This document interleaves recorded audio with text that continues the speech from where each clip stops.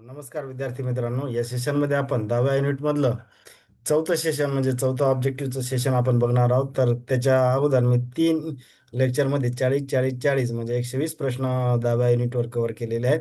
तर आणि सगळंच सिरीज सुरुवातीपासून म्हणजे 100 जवळपास प्रत्येक सेशनमध्ये माझ्या 40 ऑब्जेक्टिव्ह मी घेत आहे.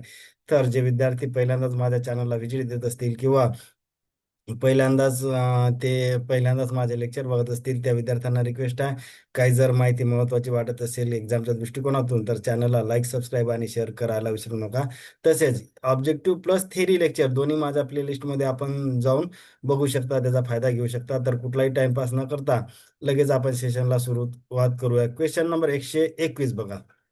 ब्लँक स्पेस किंवा रिकामी जागा दिली. Is the ability and qualities a manager needs to effectively पोल म्हणत असतो मी, कारण की हा फ्लो एक्झाममध्ये ते POLC म्हणजेच का planning, organizing, leading and controlling work within an organization. त्याला काय म्हणतात, कोणती ॲबिलिटी म्हणतात, तर त्याला काय म्हणत असतात आपण, मॅनेजेरियल स्किल. म्हणजे ऑप्शन नंबर किती 2 असणार आहे, मॅनेजेरियल स्किल. 121चं किती उत्तर असणार आहे, 2. मॅनेजेरियल स्किल त्याला म्हणतो आपण. आता बघा question number 122. Important managerial skills are कोणकोणते आहेत म्हणतात. ए मध्ये एक मिनिट ऑप्शन राहिलं काही तर, हा ठीक आहे, नसू द्या, उत्तर सांगतो मी याचं काय. एक मध्ये दिलं लिडरशिप, 2 नंबर मध्ये कम्युनिकेशन, 3 नंबर मध्ये डिसिजन मेकिंग, 4 नंबर मॅनेजमेंट आणि 5 नंबर प्रॉब्लेम सॉल्व्हिंग स्किल. तर याला मला ABCD द्यायचे होते आणि याचं म्हणजे आता तुम्ही काय करा, डायरेक्ट आन्सरच सांगतो मी. हे 5ही आहेत, म्हणजे लिडरशिप पण आहे, कम्युनिकेशन स्किल आहे, डिसिजन मेकिंग आहे, टाइम मॅनेजमेंट आहे आणि प्रॉब्लेम सॉल्विंग. याचा आन्सर आहे की ऑल ऑफ 5, म्हणजे 5ही या स्किल असतात. त्याच्यानंतर क्वेश्चन नंबर 123 आपण बघू.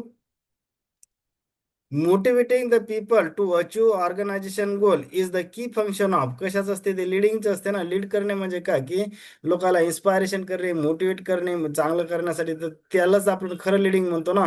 तर 123चं ऑप्शन नंबर काय असते की 4 नंबरचं उत्तर आहे. आता बघा हे साधे साधे दिसतात क्वेश्चन, पण ते एक्झाममध्ये येतात. Question number 124. Ensure what the actual performance corresponding with what is desired for त्याला काय म्हणतात, तर त्याला कंट्रोलिंग म्हणतात. कंट्रोलिंग म्हणजे काय, असं नाही की कंट्रोलिंग दिसलं की लगेच एम्प्लॉईला कंट्रोल करणे, त्याचा अर्थ इथं तसा नाही ना. तर सर, कंट्रोल करणे म्हणजे काय की आपले सबऑर्डिनेट आहे किंवा आपले जे ज्युनियर आहे त्याला कंट्रोलिंग करणे अशा अर्थानं इथं नसतो. तर त्याला काय म्हणतात, ensure that actual performance correspond with the what is desire. म्हणजे ॲक्च्युअल परफॉर्मन्स आणि याच्यामध्ये आपल्याला आवश्यक असलेलं परफॉर्मन्स याच्यामध्ये जो काही हे असते म्हणजे गॅप असेल ती भरून काढण्यासाठी त्याला कंट्रोलिंग म्हणत असतो आपण. 124चं ऑप्शन नंबर किती असणार आहे, 3 असणार आहे. 124 ऑप्शन नंबर 3. नंतरचा क्वेश्चन बघू 125. The resource planning is a human resource planning. हा, काय काय आहे ते त्याचं बघा. द रिस the resource planning in is the human resource planning. बघा आता काय असते की रिसोर्स प्लॅनिंग मध्ये काय असते हे.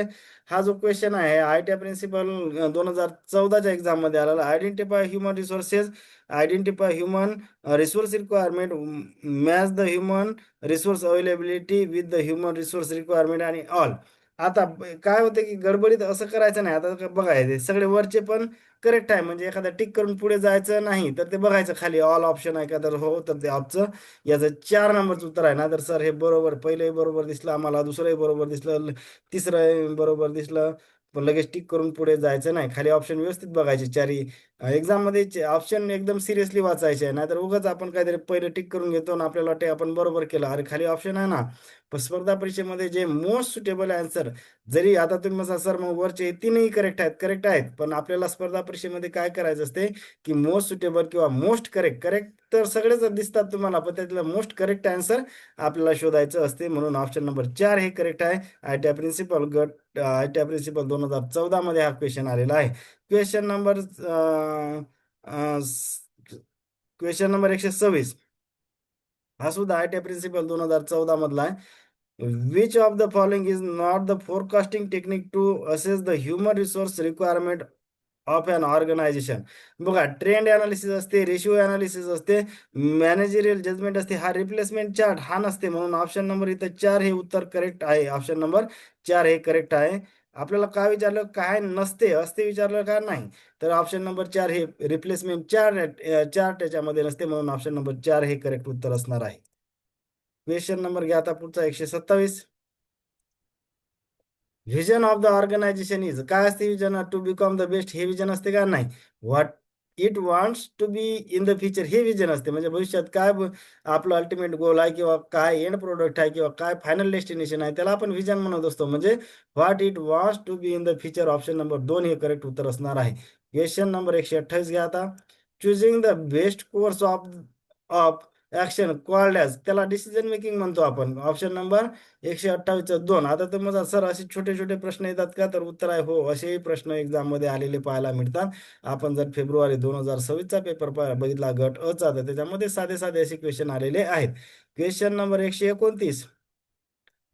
In the leadership skill include, काय असते, मोटिवेशन मोटिवेटिंग असते, गायडिंग प्रोव्हाइडिंग और गायडिंग असते, इन्स्पायरिंग एम्प्लॉईज असते ना, त्यालाच तर लिडरशिप स्किल म्हणतो ना, की मोटिवेट करायचं आहे, गाईड करायचं आहे आणि इन्स्पायर करायचं आहे. म्हणून ऑप्शन नंबर 3 हे करेक्ट उत्तर असणार आहे. क्वेश्चन नंबर 130 बघू आता. Clear exchange of information means, means skill, कोणतं स्किल आहे, ते कम्युनिकेशन स्किल आहे. ऑप्शन नंबर 2 बरोबर आहे. नंतर क्वेश्चन नंबर बघू 131. When there is a obstacle in communication then it is called as, काय म्हणतात, की बॅरियर म्हणत असतात त्याला. ऑप्शन नंबर 2 हे करेक्ट उत्तर असणार आहे.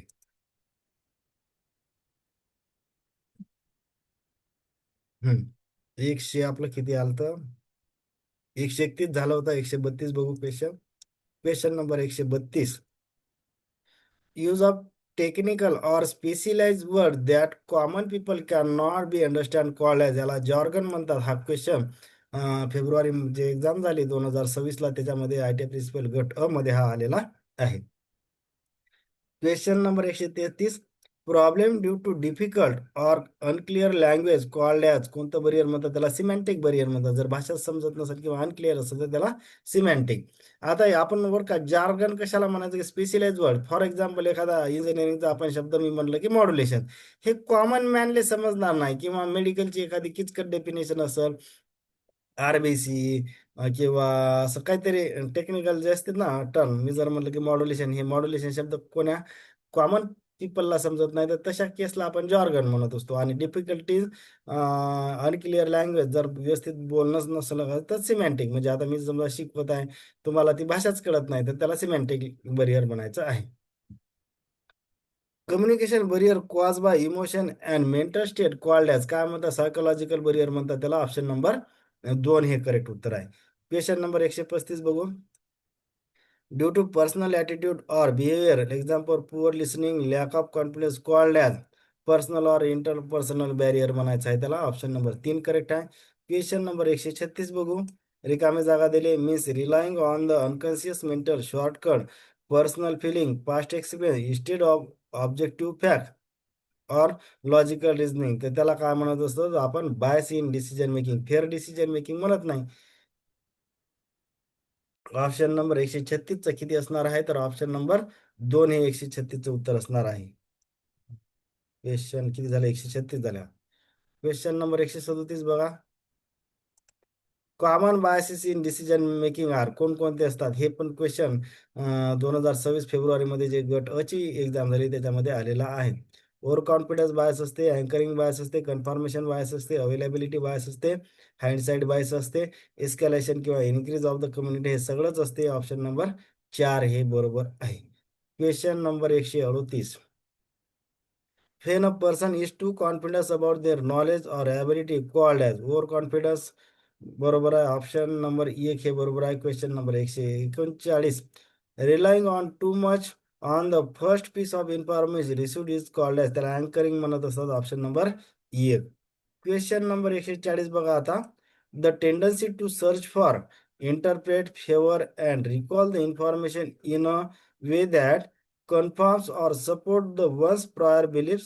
Values and decision called as, त्याला काय म्हणत असतात? Confirmation bias. क्वेश्चन नंबर 140चं उत्तर एक असणार आहे. बघा आता 141, हाइंडसाइड म्हणजे काय? I know that would happen, म्हणजे मला माहित होतं की असं घडणार आहे. जेव्हा हे असं म्हणतो त्याला आपण हाइंडसाइट म्हणत असतो. Bias means their ability to predict event, काय म्हणत आहे? ओव्हर एस्टिमेट म्हणायचं असते त्याला. ऑप्शन नंबर एक हे करेक्ट उत्तर असणार आहे.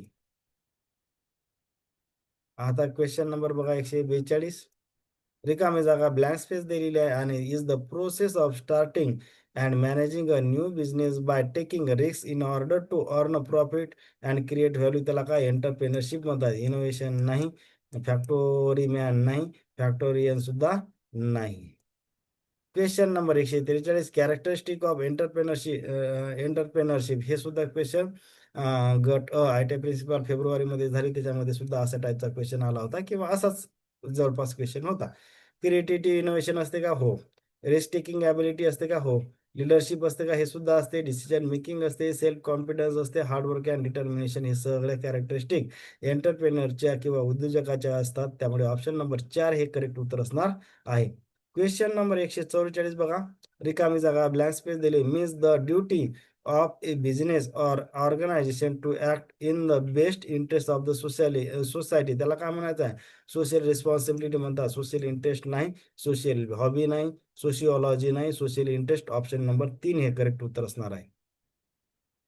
Question number 145, component of the social responsibility legal असतात, इकॉनॉमिकल असतात, इथिकल असतात, फिलॉन्थ्रोपिक, चारही आहेत. ऑप्शन नंबर 4 हा सुद्धा प्रश्न गट आय टी प्रिन्सिपल जे फेब्रुवारी महिन्यात झाली 2026, त्याच्यामध्ये हा होता. मी याला असं लिप लक्षात ठेवत असतो.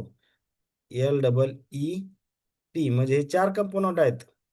कोणकोणतं आहे? लिगल असते, इकॉनॉमिक असते, इथिकल असते आणि फिलॉन्थ्रोपिक असते. क्वेश्चन नंबर 146 बघा, charity, donation, community development program are the example of responsibility. Philanthropic responsibility म्हणतात, म्हणजे दान करणे किंवा दुसऱ्याचं भलं करणे, तर त्याला असं फिलॅन्थ्रोपिक बिहेवियर आपण म्हणत असतो. ऑप्शन नंबर 4 हे याचं करेक्ट उत्तर असणार आहे. नंतर किती झालं? 147चा बघा,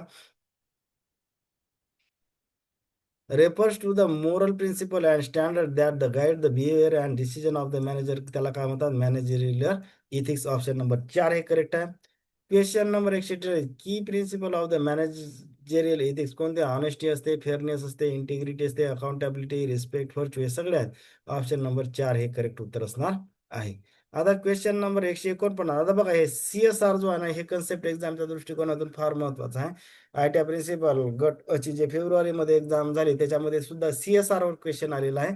म्हणजे एक्झामच्या दृष्टिकोनातून कॉर्पोरेट सोशल रिस्पॉन्सिबिलिटी हा टॉपिक फार महत्वाचा आहे. मग पूर्णच त्याच्यामध्ये पाठ करायचा आहे का? तर नाही, जे महत्वाचं आहे एक्झामच्या दृष्टिकोनातून तेवढंच आपण इथं कव्हर केलेलं आहे.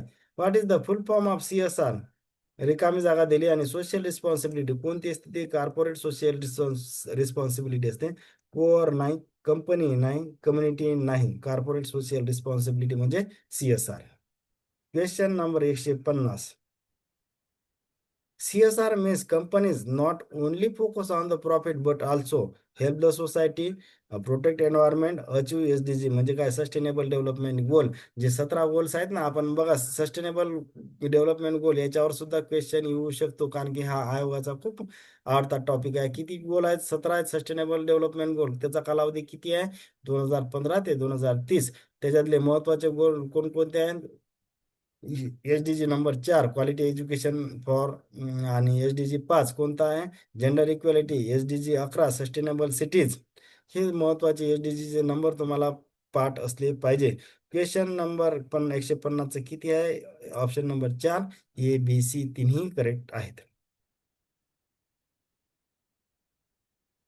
नंतर question number 151, CSR was made mandatory in the India through the companies act. कधीचा आहे ते? 2013चा कायदा आहे ना, त्याच्यानुसार CSR हे कंपल्सरी भारतात करण्यात आलेलं आहे.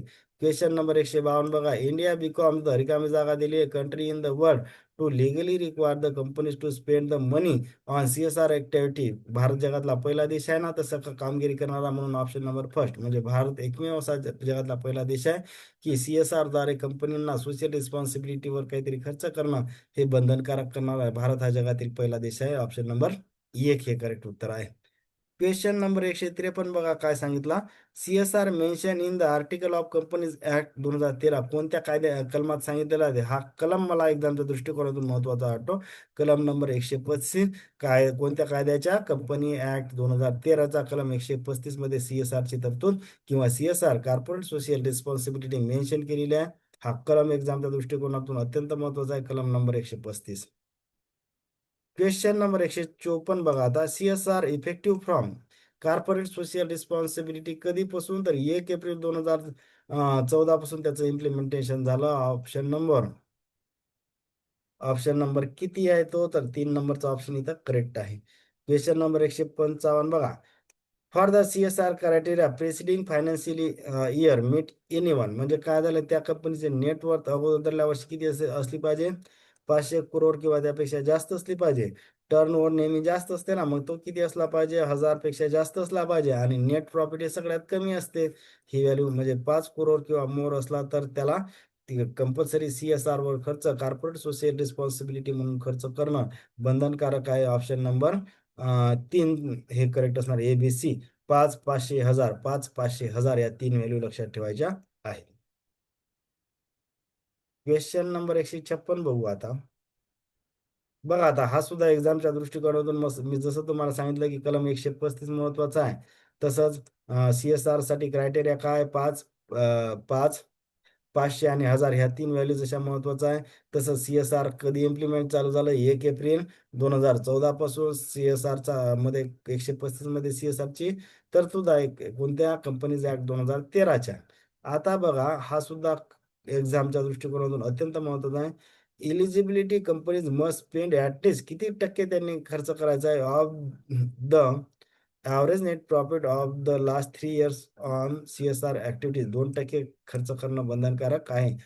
तर ही 2% व्हॅल्यू सुद्धा एक्झामच्या दृष्टिकोनातून अत्यंत महत्वाची आहे. क्वेश्चन नंबर 157 बघू. Schedule mention all the policies related to CSR. 7व्या शेड्यूल मध्ये मेन्शन केलेली आहे. हा क्वेश्चन ITI प्रिन्सिपल गट जे फेब्रुवारी 2026 मध्ये झाली त्याच्यामध्ये हा क्वेश्चन आलेला आहे. क्वेश्चन नंबर बघा 158. Companies act 2013 has a total schedule किती? टोटल 7च शेड्यूल आहे त्याच्यामध्ये. Option number 1.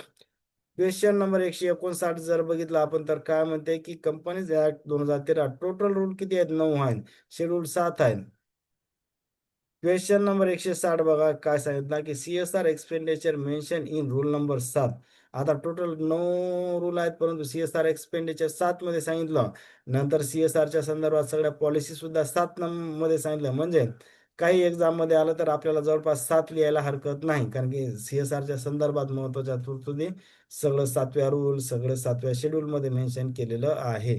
होप करतो बऱ्याच गोष्टी मी फास्ट सांगितल्या आहेत. काही जर महत्वाचं वाटलं असेल तर आपल्या चॅनलला लाईक, सबस्क्राईब आणि शेअर करायला विसरू नका. थँक्यू.